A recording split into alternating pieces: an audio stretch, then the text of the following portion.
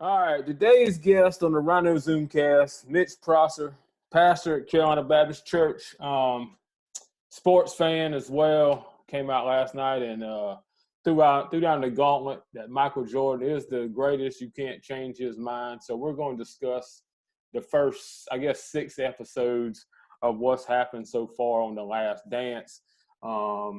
If you don't know what The Last Dance is, well, hold on. Never mind. I had it pulled up, but you know what if you know sports, you know what The Last Dance is. I don't need to share that. Yeah. It's the documentary of Michael Jordan, Phil Jackson, Scottie Pippen, and the Bulls, and from their beginning title run to the end. I think it's really unique. And I talked to a guy this morning that I think you could do this with the old Cowboys, the Patriots. I think you could do it with Tiger Woods. I think you could do it with the Yankees. I think you could do it with the Red Sox. Most of those people probably won't let you inside as much, but I can, Tom Brady, love him or hate him, he's a polarizing figure to find out what he's done through these 20 years. Tiger Woods, there'll probably be nights up to midnight where he's hitting chip shots, just to keep sharp, and then there'll be nights when he's, I don't know, bringing Hooters girls home or whatever he does.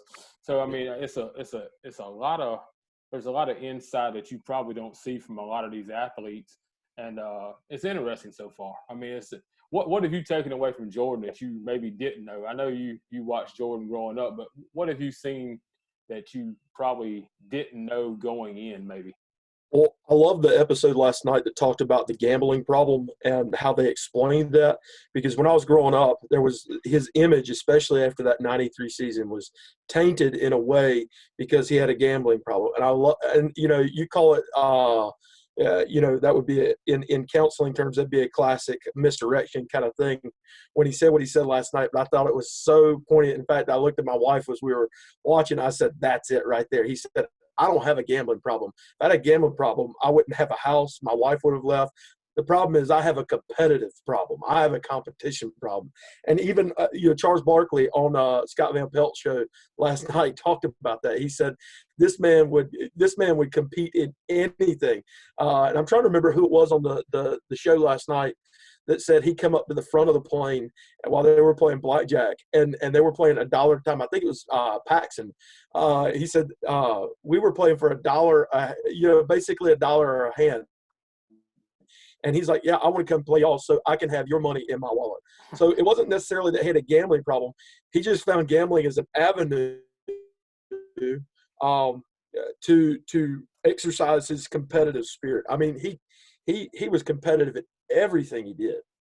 And that's the thing too. Like, I'm not in that realm, but that's the way I feel about a lot of. I think you grow up in one or two ways, and growing up, I grew up in my dad was into gambling. He was in the bars. There were poker machines. There were card games in the back. Shooting pool for $5. Playing the pinball machines. You could win money off of them. So I was in that. I grew up in that, and I think it's like 80% of people don't. Like 20% of people will see a $5 bill and try to make it into 10. Yeah. Where 80% say that's $5. I want to keep it in my pocket. Yep.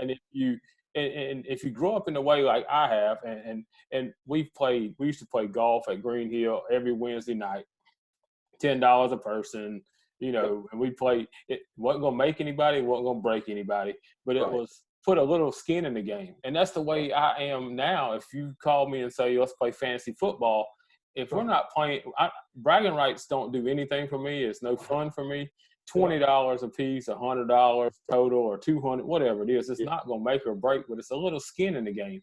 And I've been to casinos all up the East Coast, been to Vegas, been to Blackhawk, wherever. And I just enjoy the few hours of sitting at the table. And I've never put myself in a situation. My daughters never went without. My truck's in the yard. I've never put myself in a bad spot. It's something I like to do. And, I think I think Cowherd tweeted last night, the guy made $50,000 an hour. There was no way for him to go broke. I mean, he's worth $2 billion basically on shoes. He only made $100 million playing basketball, but $200 million selling shoes. And that was another fascinating thing that they talked about was the shoe deal before he came up. And I loved how he said, I didn't even want to go to Nike. They were Right. run down, nobody's business kind of place. And he said, I showed up, and I forget who it was, but they said before him, guys were getting $100,000. Right. But he got 250 grand because his parents. Can you imagine you taking your parents to a interview? But his dad and mom went with him, and it was just crazy. In hindsight, you realize that Adidas made a big mistake. Adidas, Huge. they could have did anything, and Adidas would be right now. The CEO of Adidas would be Phil Knight right now, and on top of the world. Yeah. The best thing I like about it is it showed like little rivalries, like with Clyde Drexler. Somebody compared him to Clyde Drexler, and we didn't. I don't think we knew this. And then so he goes in the game to let everybody know Clyde Drexler isn't on my level, and drops 35 in the first half. And and the same with Dan Marley. Dan Marley just playing the game, and then it's like, Reinsdorf says, or Krause, whichever one says, this is a pretty good defender, right? He's a good defender, and Right. Know that he is not a good defender. That's right. When they put Marley on him, he said, I'm going to wreck him. I'm going to destroy him. So he just some have compared it just a killer instinct, a competitive nature to the point of killer instinct. Like, and to take it kind of a little bit outside of Jordan for a second, I look at a guy like Bobby Cox, and Bobby Cox does not, he's a winner, and he's managed some great ball clubs. I'm an Atlanta Brave through and through. He managed some great ball clubs, but the problem is when September came around, he couldn't put his foot on the neck of the opponent and say, you're done, you're out. Right. He would rest guys at the end of a regular season, and then you lose games because as well as I do, baseball is all about momentum. Right. So if you lose time with your starters, you lose games early in the playoffs. You can't recover from that. And now I think that competitive nature, that foot on the throat, I'm gonna take you and your lunch money. You're out. And Michael Jordan had it. Tiger Woods has it. And I think those are as I think it was Wilbon said last night on Scott Van Pelt. Those are the two guys I think in our generation that you can look at. And for all you LeBron guys out there, he's a great ball player, but I don't think he has the foot on the throat mentality of I'm going to take you and your lunch money and I'm out. You're done. It's over. That's Tiger what Woods is that way. That's what Barkley said. Tiger Woods and Jordan. And you're right. Because LeBron's been in these situations, and it's a hard comparison just because a lot is talked about the management of the Bulls, but they went and got Scottie Pippen and a 5th round pick. On a junior college level, a lot of people maybe if he ends up in Seattle, maybe this doesn't happen. You don't know. He went out and got Bill Cartwright for Charles Oakley. Most people don't trade Charles Oakley at that point. Yeah. Went out and got Kukoc, and got little pieces of, we didn't see a lot of it, but the Paxsons, the Scott Williams, the Greg Hodges, a lot of little pieces played into these championships. It wasn't always, even Horace Grant, you didn't see as much Horace Grant as that I remember, but he made these little pieces. I'm still not sure why he had this riff with Phil Jackson where he felt like he needed to get rid of him. I guess it was a power struggle. Yeah. Because he could have kept – if he'd have kept Jackson, he keeps Jordan for 2 more years at least. Well, they explained that in the first – was the first or the second episode, the first night, that they pretty much said that Jerry had he just had like a little man complex. Right. And he could – if his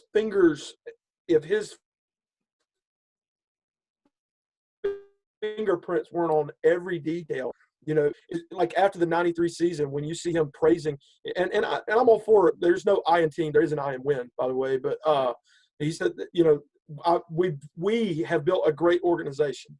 I don't know that he ever mentioned Phil. He never mentioned Jordan. He never mentioned Pippen. He never mentioned any of those guys. We have built this great organization.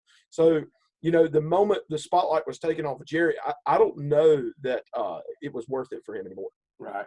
But it would be worth it, I guess, ego aside, to be part of the greatest franchise in sports at that point. And you still got Jordan, who's probably got 2 more years in the tank.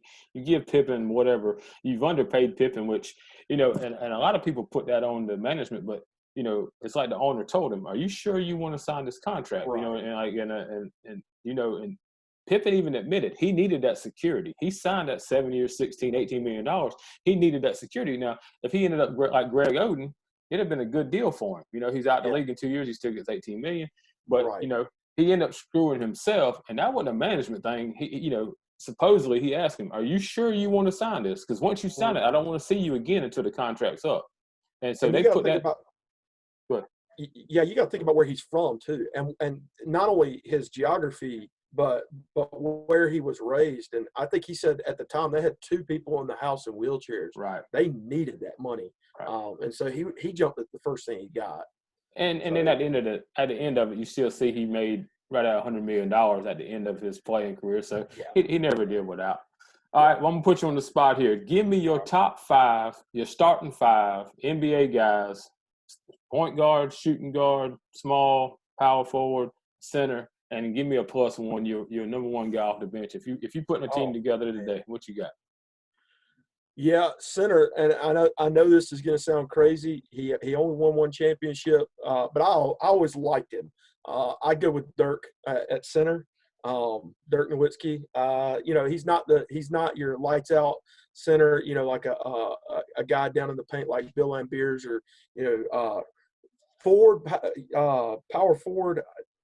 I think you got to have Rodman in that discussion. And I don't know that you like everything about Rodman off the court, but hey, on the court, once again, killer instinct. He's in mine because he's a disruptor. He changes the whole game on the defensive side. The other forward, man, that's going to be a tough debate. I mean, you could go with somebody like Lambiers. You could go with somebody. I'd even move LeBron down to forward. He's big enough. He's got the body for it. I know he likes point guard, shooting guard. But hey, LeBron, you're taking one for the team. I'm moving you down to forward. Jordan, obviously, shooting guard, done. Discussion over with. And then, I tell you, he's a little bigger but I love. And we could talk about Allen, we could talk about Iverson, we talk about Ray Allen, Allen Iverson, all those guys. But the one I love, and he's from the '90s, Reggie Miller, and he's a little big to be a point guard. But if we have 2 shooting guards on the floor, I think we're going to do okay. So Reggie Miller, I think would because he was just lights out from three land. Right. So that would be my 5. And I know I left Bird out. I left Magic out. I left Russell out. But all those guys are kind of from my generation. Right. It's your team. It ain't a popularity contest. It's your team. We'll put Bird. Bird is number 1 off. This is insane. Okay, Bird is number 1 off the bench. Hey, I mean, I had Rodman in mind too, and for the sole fact that if you got that many scorers, I don't need Rodman to do anything but play defense and rebound. Bring it down. And that's all and that's what he was there with the Bulls. That's all, and the Spurs and the Lakers and the Pistons. I mean, just play defense, disrupt. Yeah. He disrupted Karl Malone in the finals to where he couldn't function. So, I mean, and to go back to Bird for just a second, ESPN did a really good job on his story too. Just some fascinating details about who he was. But he's another guy that had an absolute killer instinct. I mean, he'd even tell – I'm trying to remember who it was, but it was in I forget what finals it was, but he said, they're going to give me the ball right there, and I'm going to shoot it from right there. It was Xavier sure enough, inbound the ball, he received. Well, who was it? Xavier McDaniel. He told Xavier McDaniel exactly where he would be. Bam, done. And he hits it, and it's over. So another killer instinct guy. Yeah, that was a whole different era right there when no free layups. Now you get ejected for some of these fouls that weren't even called fouls back in the 80s. And the bad boys would have been kicked out of the league at this point probably. Oh, yeah. Just because of their aggressiveness. But that was the Jordan rules, and that's what that's how they beat the Bulls continuously. They knew how to keep him away from – if he could keep him away from the rim, they could beat the Bulls, and they did. Oh, yeah. And all right, let's switch to baseball. I know you're a big baseball fan, big Braves fan. It sucks not having baseball. I mean, it's something I never thought I would be doing in May, not coming home and turning on, whatever Peachtree or whichever Superstation or Fox Sports and finding the Braves on at least 5 nights a week, 6 nights a week. And when it ain't the Braves, the Red Sox or Yankees or somebody's on ESPN or, one of the channels I bought extra just for that. So tell me your roots in baseball. What you say you're a Braves fan. I grew up in baseball. Dad played minor league ball in Columbia back when it was the Columbia Royals. Mm-hmm. He was one of those kids that he'll even say he was one of the coach's favorites. And when he was playing Pony League, and he caught. And Dad played for the Columbia Royals when he was 16, 17 years old. You won't ever hear that anymore. But then George Brett during that time, George Brett's catching coach came and looked at Dad, and he probably could have gone and played for the upper affiliate at that time was the Durham Bulls. He probably could have played for the Durham Bulls, but yeah. So grew up with a dad that was always in ball. I played Little League in Jackson, South Carolina, and all those different places. So I grew up in baseball. I've coached it. I played it. And geographically speaking, we had 2 rules. We were Braves fans geographically, and the cool thing, as you mentioned just a second ago, was the Superstation. I mean, I was out in New Mexico one time, and we looked up at a pizza joint up at the TV, and the Braves were playing out in New Mexico. Right. So the Superstation, and that's probably the biggest mistake that they ever made, was leaving TBS or that rift with that TV deal. But then the other rule, and I know this is controversial, but ABY, anybody but the Yankees. I'm a Red Sox fan. I'm an Orioles fan. We lived up in Delaware for a while, so the O's are awesome. I love and that hands. And I have not been to Wrigley. Camden Yards, hands down. Yankee Stadium is what it is. Camden Yards is probably a very close second to Yankee Stadium. It is one of the best ballparks, especially in the 90s that was built.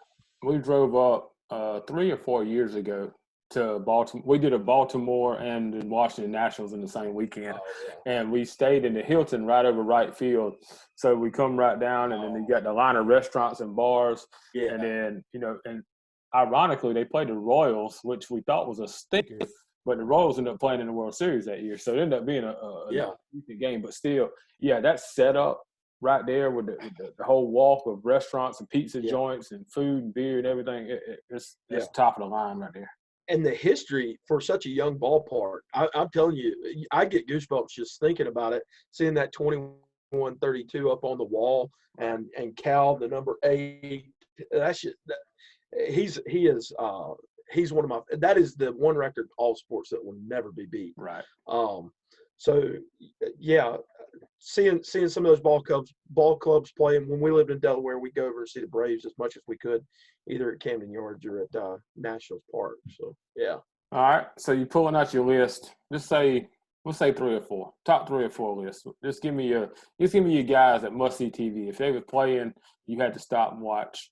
No matter what you were doing. Who you guys from youth to current maybe? Yeah, I was telling my wife this the other night. In the first couple episodes of the Last Dance, there was only one. Tiger Woods kind of removed from it. There's only one other athlete that comes to my mind that had this kind of star power. And it was in the 90s. It was Ken Griffey Jr. Right. He was one of those guys that just, almost completely transcended the game and could will a team to win.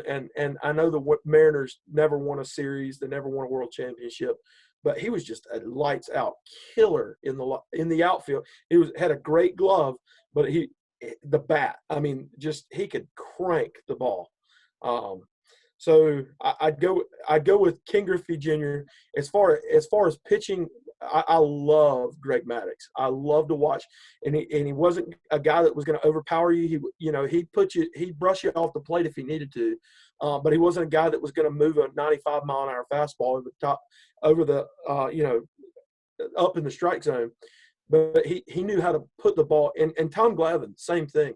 They knew how to put the ball exactly where it needed to be. And I don't know if you saw that video a couple years ago, and I'm trying to remember. I think it was Pepsi that did it. But it was Greg Maddux goes undercover as a cameraman during a Chris Bryant. And even at probably 50 years old, Chris Bryant couldn't hit him. I'm sure there's some cute editing to that. Right. But Greg Maddux, just another one of those guys, and that had it going on. Randy Johnson, another one of those guys that just sheer power. But working around the diamond a little bit, if I was going to look at a good first baseman, I love Mark Grace. He was a neat first baseman to watch. The Braves never really had a stellar first baseman. I loved watching the '95 series with Crime Dog at first base. That was really cool to see. And Fred McGriff, and that home run I think it was the '95 All-Star game.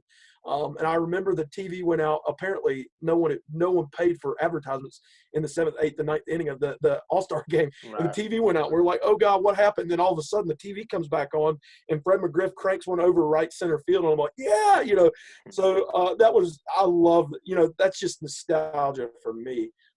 Second base, that's tough. There, shortstop is a mile long list. You start with the no names like a Jeff Blauser, a guy that I loved to watch back in the day because he just had great hands, could come up with the ball in virtually every situation.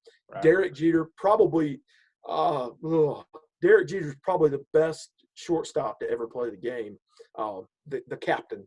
But you throw a Cal Ripken in there, who's just always going to be on the field, over 2,000 games. It's insane. Third base, Mike Schmidt. I love watching Mike Schmidt play. Didn't get to see a lot of him. Third base. Chipper Jones. I hate to throw. Yeah, you're right. And as far as a combo package, Chipper Jones with who he is in the clubhouse, who he is at the plate, being no offense, Mickey Mantle, move over, the best switch hitter to ever play the game. Right. And a glove either in third or in the days of Andres Galarraga and Vinny Castilla when he moves out to left. Chipper Jones, I hesitate to throw A-Rod into the third base argument. I know some people would have to say A-Rod at third base. I'm putting A-Rod at shortstop. I'm okay with that. Yeah, I'm okay. The Mariners A-Rod before he came to the Yankees and and the Rangers, A-Rod was as good as you get, I think. Jeter had some plays, and Jeter was on the face of the greatest franchise in that 20-year stretch. But I think raw A-Rod may have been a better player. He's just a jerk, and he wasn't charismatic at all. Yeah, and Tony Bosch, I don't know if you've seen Screwball on Netflix or not, but that's a good documentary that I think that shows you the really seedy underbelly of Balco and all that kind of junk, and the really and I think there's been some sort of competitive edge at every level of the game. You want to talk about Hammer and Hank. There's video evidence that they moved the fence for Hank Aaron to get 755. Because the fences used to at Fulton were a lot further back, and then they moved it in. And we're not even going to talk about the supplements that he was taking at the time to do that. But when you get in the outfield, I'm a Braves fan. I make no qualms about it. I know it's biased, but it's an unabashed bias. The best outfielder ever, in my opinion. And I know you can throw Willie Mays and some of those guys in there. Andrew Jones, probably the best glove to ever play the game. He just made every play look easy. Right. Too easy sometimes, where people thought, he's not that great. But when you can see those guys today where they time a fly ball to go get the Sports Center web gym, where they hold back and then they run and slide underneath of it. He did that sometimes, but he just jog under the ball and catch it with that basket. I've never seen a guy. That's just too easy for I've never seen a guy catch a fly ball like this. This is for Andrew Jones. He would catch it. He would catch it like it's coming this way, but he would. I mean, The only knock on him is probably twice in his career he lollygagged, and one of them he got pulled by Bobby Yeah, Cox. But other than that, the break on the ball, getting in position, and like you said, he'd go full speed and then glide. Where you said, like you said, the other guys might glide and then go full speed. He was in right. the right spot at the right time. And I'm gonna tell you what, the Braves as a franchise had a great list of defensive center fielders. When you talk about Otis Nixon, then to Yeah, Marquise Grissom, and then you get Andrew Jones out there. But yeah, Andrew coming up at 19, 18 from yeah, Curacao, hitting 2 home runs against the Yankees, and I thought at that point he was going to be the next. I won't say King Griffey Jr., but right there in the conversation yeah. at that time. How do you feel about Acuna in comparison to Andrew Jones? I think Acuna could possibly be the top 3 player in the league tool wise, Yeah, because the only problem he has is he's got a steal first mentality, and a lot of yeah, times he puts himself in a bad spot, because when you get on base and then you get picked off or caught stealing, then it changes from a runner in scoring position. When you got big sticks behind you, they got a good right. lineup now, and you had Freddie Freeman, and last year you had Donaldson, and you had several different guys that were hitting. Ozzie Albies, Mhm. if Dansby Swanson's on a roll, you got 6 guys in that lineup that can drive you in. But if you get, you end up getting picked off. Acuna tool wise, right fielder, arm, defense, um, speed, average, and home runs. He's a 5-tool guy. He has a chance to be top 5 in the league if he doesn't lollygag. He lollygagged in the playoffs last year, where he could have been probably got a triple, end up getting a single Yep. or double. And and I know people are on both sides of the fence of that, but you learn from the get-go, run hard until they tell you to stop, and that's his Yeah. only downfall. And I think as he matures, he'll be really good. I think he's other than Mike Trout, I think Acuna's probably stat wise, if you fill up all the boxes, he's got the best chance of being that guy, Yeah. 5-tool guy, triple crown guy type guy. So Yeah. he's Absolutely. young, man. Yeah, he is, and I think that's kind of what you're seeing as you were talking about with Andrew Jones. You start to see the progression, and you're right. He's aggressive on the base pass, but hopefully he can. He's young, but hopefully he'll listen. And I remember when Snit pulled him in the tunnel when he goofed off, and they pulled him out of the game, and he pulled him in the tunnel and said, "Hey." And he hopefully he listens to some of that. So I think that's one of the biggest mistakes some of those young guns do. I don't need that. I'm better than that. So Right. got to be teachable, got to be coachable. So, All right, Braves fan. Move into NFL football. Well, all right. NFL or college. I don't think we've had a lot of football conversation, but Yeah. shoot me where you at on your roots from growing up. I know you was all over the place, but where you rooted at in college and Yeah. NFL? I'm a southeastern guy. There wasn't a really a pro team in the southeast growing up Right. until the Panthers come in, and that kind of in some ways kind of felt like AstroTurf in a little bit. But hey, I'm living up here in the Charlotte area now. I'm all about what's good for the area. I'm a Panthers fan. I think it's cool to see what York County might be getting with that. Right. Yet to be seen with my tax bill, but Right. that's beside the point.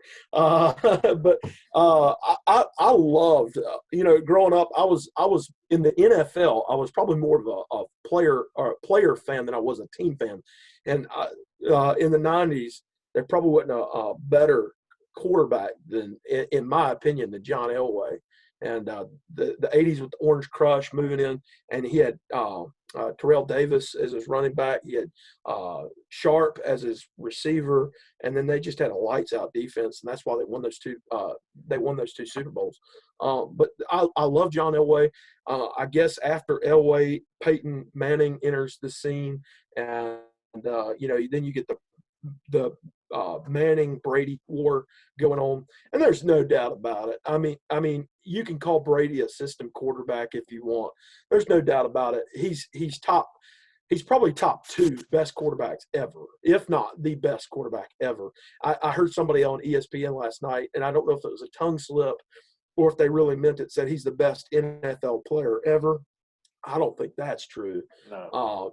Because I think there's a lot of guys, even on the defensive side of the ball, that you can throw into that.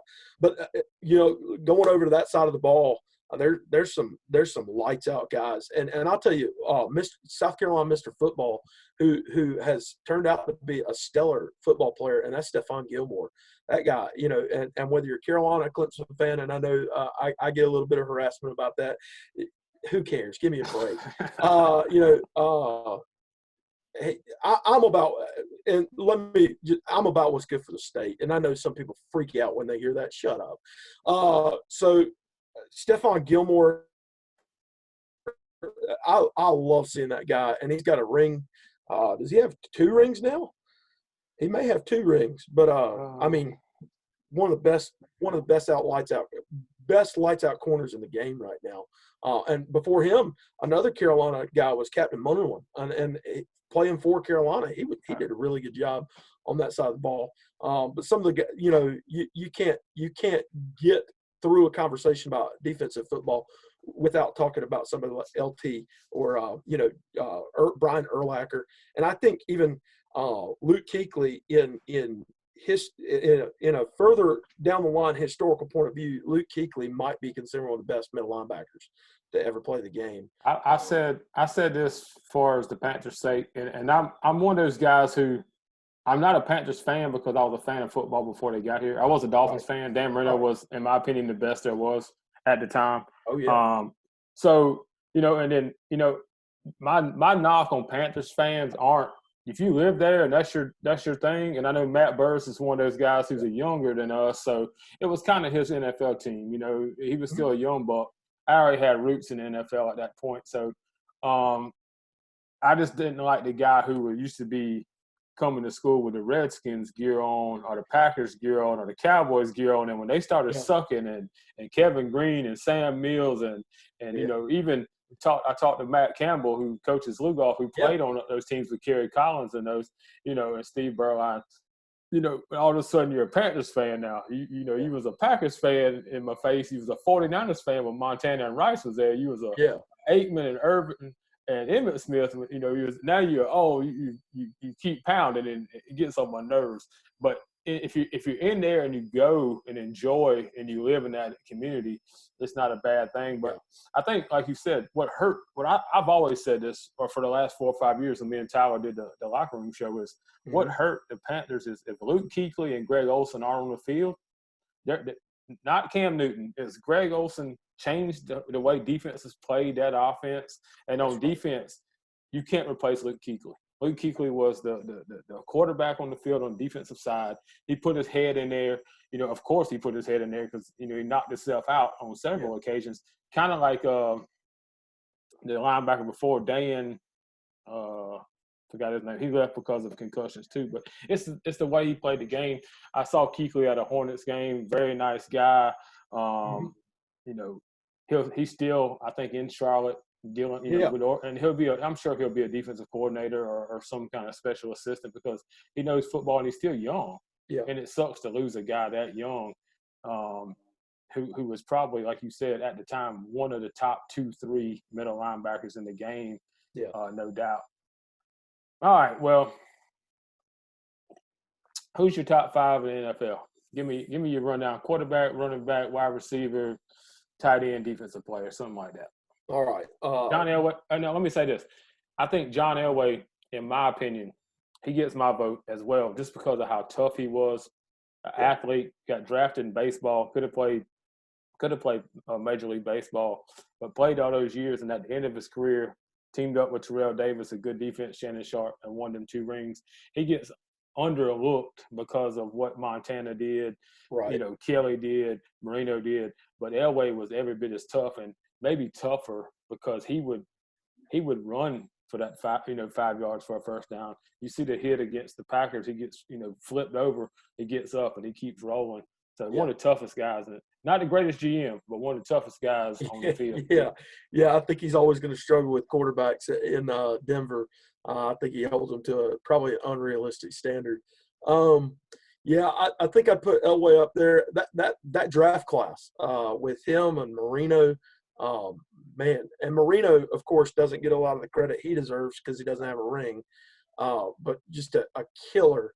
And I think the Pittsburgh Steelers missed a huge opportunity there. I think I think now you've got to throw Brady in the mix, and the game has changed completely over time. Whereas early on it was a run first game, and then now it's a pass first game. Manning would kind of be in that, and the one that I think gets caught in between is Brett Favre. And I hated Brett the Jet. I'll just be honest with you. I think that was one of the worst career moves he could have ever made. Right. And I hope that in The Last Dance they cover that with Michael too when he goes to the Wizards. Right. And the reason I think he did that is I own the team. They suck. I'm coming in.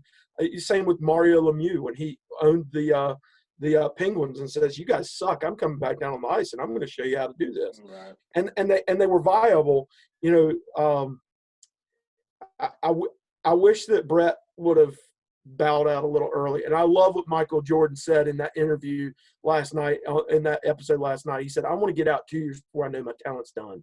That way I go out on top." And I wish he would have taken his own advice. And he didn't want to get wheeled off the court. He wanted to walk off the court is what he said. Yeah. Which I just smile when I thought about that. LeBron James and guys carrying him off. Anyways, I think you got to. I think you got to throw, Peyton Manning in there. Brett Favre, running back, man, that's tough, especially today, because running backs they just seem to be. I think Terrell Davis would be in that list. I don't know that he'd be way up high, but he'd be in that list of some of the best running backs to ever play the game. Sweet Pea Walter Payton. You can't get out of a conversation without him and Barry Sanders. Wide receiver, boy, if that isn't probably the most controversial list because of the egos that go into it. Because the minute you say T.O., Terrell Owens, people freak out. But don't you know? Well, I mean, he was good on the field. He was probably one of the best on the field. And I'll tell you, probably one of my favorites is, because I know where he came from in his history, is Randy Moss. Just another guy. Without T.O. and Randy Moss in the early thousands, Brady is not that quarterback. Those guys might have been the bridge to get him where he got. I'm going to tell you, for nobody can argue with me that Terrell Owens is the top 3 of all time, because just a physical specimen. I mean, very few people would go across the middle. He loved to slot, catch, and run. Moss was speed and long. Calvin Johnson was speed and long. But Terrell Owens was just a physical specimen who would go across the middle. And some of his antics people didn't like, and he rubbed people the wrong way on the back end of that. But on the field, Jerry Rice, Terrell Owens, to me, those two guys right there win you a lot of football games. Yeah. Absolutely, yeah. And Jerry Rice is another one, and oh goodness, my mind's drawing a blank. The Steelers receiver all those years. Hines Ward. Who's that? Hines Ward. Yeah, Hines Ward, who comes out of Georgia as a quarterback. But yeah, another beast of a guy. Yeah. So yeah, absolutely. All right, so we got the sports covered. Let's ease into the. You're somewhat on the quarantine or the shelter in place thing. What's the one thing you're looking forward to doing? Say it's a Wednesday, they say you can do anything you want. Wife and kids pile up in the car. Are you heading somewhere? Where are you going? Where are you going to eat? We're going to Waffle House first, okay? We're going to Waffle House first. All right. And my kids, they're down in Augusta, and, there's a little bit of difference with some of the politics over there. Right. And they ate Waffle House yesterday, and I was pretty pissed off. But anyways, we're going to Waffle House. I'm getting it. I could do this now. I just haven't, maybe because I'm a little too busy, but I'm getting a kayak out on the water soon, and we're going kayaking. And I saw this cool thing yesterday about this. Have you ever seen magnet fishing? Yeah. I'm going to get me one of the magnet. I'm going to do that because Lake Wiley's probably got a bunch of junk in it. I was at Lake Wiley on Saturday, and I'm going to tell you what, if you go kayaking, go on Wednesday. Because if you go on Saturday at 11 o'clock, it looks like the 4th of July. There Yeah. was everybody who had a bathtub that would float was putting it in, and everybody with a sport boat was going. It like they was running drag races just back and forth in front of the landing. I was at Buster Boyd, and I pulled my kayak up on the rocks, and it looked like a movie scene from Cape Fear. The waves were so high, it was beating my kayak, and I was like, man, it's only May. And 4th of July is 2 months away, but yeah, it's rough out there. If you go, you better go Monday through Thursday or something like that, because I guess all these people being cooped up have come out. Yeah, we were talking the other day about going down to the beach house too, so we might do something like that. But we're hitting Waffle House on the way. I hear you, man. Waffle House, that's a good All-Star Special is my favorite any time of the day. Yes, sir. All right, final question I ask everybody, or just about everybody. Little Debbie's. I know everybody grew up walking in the gas station, grab you a Coke Zero right there, but you're grabbing you a snack cake. What you grabbing? What's your top 4? All right, top 4. Nutty Buddy is what we called it, the peanut bar, whatever you want to call it. Nutty Buddy, fudge round, Swiss cake roll, and 4th, man, that's tough. Is honorable mentions probably, and I know people freak out about this. Honorable mentions probably the oatmeal cream pie, but Star Crunch is probably number 4. So yeah. I got a lot of guys that's out on the Star Crunch. What's the one you throwing out the window? If somebody walks up and hands you them raisin things. What in the world were they thinking when they put raisins on a snack cake? That's a sawdust with raisins on it for me. You had to take it. And Cheerios get an honorable mention as well. The ones with the cherry in there, man, that's some good stuff right there. The Jello cream or what? The black. Oh man, we can keep going. You got strawberry shortcake rolls, man. Well, that's why it's an interesting argument, because everybody in America, I think, at some point or form or fashion has had, that's my go-to snack cake. When I was on the Pepsi route, I stopped at the Young's. I grabbed either, it depended on what I felt like drinking, it'd be a soda or maybe a coffee drink or whatever. But I was grabbing a fudge round, an oatmeal pie, a Swiss cake roll, a brownie, everything, except the raisin cake. I wasn't going to raisin cake. No one eats those. That's not good. All right, Mitch. Well, I appreciate you sitting down with me. Hopefully this thing gets lifted in the next couple of weeks. You can go get you an All-Star Special, scattered, smothered, chunked, and covered, and everything else, and even some Burt's chili. But there you go. Appreciate you sitting down. Maybe we'll get baseball season here in a month or so, and we can talk about what the Braves are doing, talk about maybe the upcoming NFL, maybe some college, and maybe even have some NBA playoffs here. They're trying to figure out how they can do that, and we'll see if your boy LeBron can get him another ring. Hey, thanks, Ryan. All right, appreciate you sitting in, Mitch. Talk to you later. Man. Yeah.